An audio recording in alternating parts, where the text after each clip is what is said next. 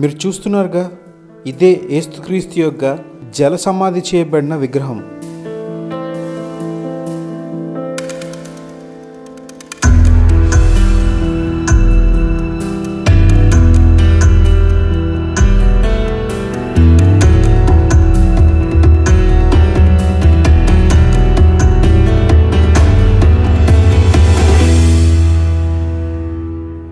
ఇది ఇటలీలోని సముద్రంలో ఉంది. ఇది మొట్టమొదటిసారిగా 1954లో ఆగస్టు 22వ తేదీన సుమారుగా 1700 మీటర్ల సముద్రపు అడుగు లోపల దీన్ని పర్మనెంట్గా పాతిపెట్టారు.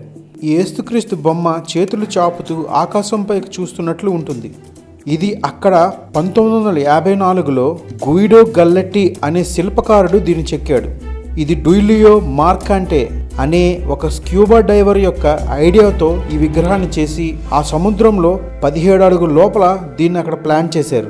యేసుక్రీస్తు విగ్రహం సముద్రంలో అంత లోపల ఉన్న చేతులను పైకి చాపుతూ తమ వైపు వచ్చే వారిని ఆశీర్వదిస్తున్నట్టు ఉంటుంది. ఈ విగ్రహాన్ని పూర్తిగా కాంస్యం అంటే ఇత్తడితో తయారు చేసి పెట్టారు. ఇది తర్వాత కొన్ని సంవత్సరాలకి బాగా తుప్పు పట్టి నాచు పట్టి పాతదైపోవడం వల్ల మళ్ళీ 2003లో ఈ విగ్రహాన్ని బయట తీసి దాన్ని మళ్ళీ పూర్తిగా నిర్మించారు. చూస్తున్నారుగా, ఇదే ఆ ప్రాంతం. ఈ ప్రాంతం యొక్క ఈ అడుగు భాగంలోనే ఆ యేసుక్రీస్తు యొక్క విగ్రహం ఉంటుంది. ఇక్కడికి తరచుగా చాలా షిప్స్, బోట్స్ వస్తుంటాయి.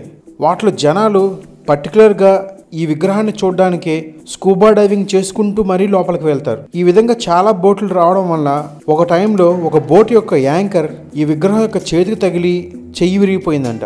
ఆ తర్వాత కొత్త చేతిని పెట్టి ఆ విగ్రహాన్ని మళ్ళీ నీట్గా రెడీ చేసి 2004 జూలై 17న మళ్ళీ అదే ప్లేస్లో చాలా పకడ్బందీగా ఆ విగ్రహాన్ని పెట్టారంట. మీరు ఇటలీలోని ఈ ప్లేస్కి వెళ్తే ఇప్పటికి కూడా మీకు ఆ విగ్రహం కనిపిస్తూనే ఉంటుంది. ఇలా చేతులు చాస్తూ కనిపించే యేసుక్రీస్తు యొక్క విగ్రహాలు మీకు ప్రపంచంలో చాలా ప్రాంతాల్లో కనిపిస్తూ ఉంటాయి. అవి కొన్ని భూమి పైన ఉంటాయి, చాలా చోట్ల ఇలా నీటిలో ఉండే విగ్రహాలు కూడా ఉన్నాయంట. కేవలం ఆ విగ్రహాన్ని చూడడానికే స్కూబా డైవర్స్ ప్రతి సంవత్సరం చాలామంది ఇక్కడికి వస్తుంటారంట.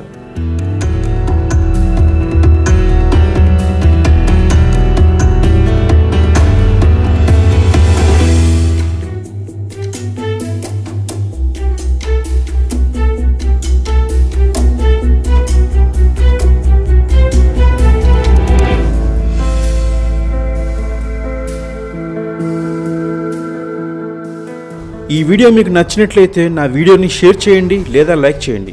రెగ్యులర్గా నా అప్డేట్స్, నా వీడియోస్ మీకు కావాలంటే మాత్రం నా ఛానల్ని తప్పకుండా సబ్స్క్రైబ్ చేసుకోండి.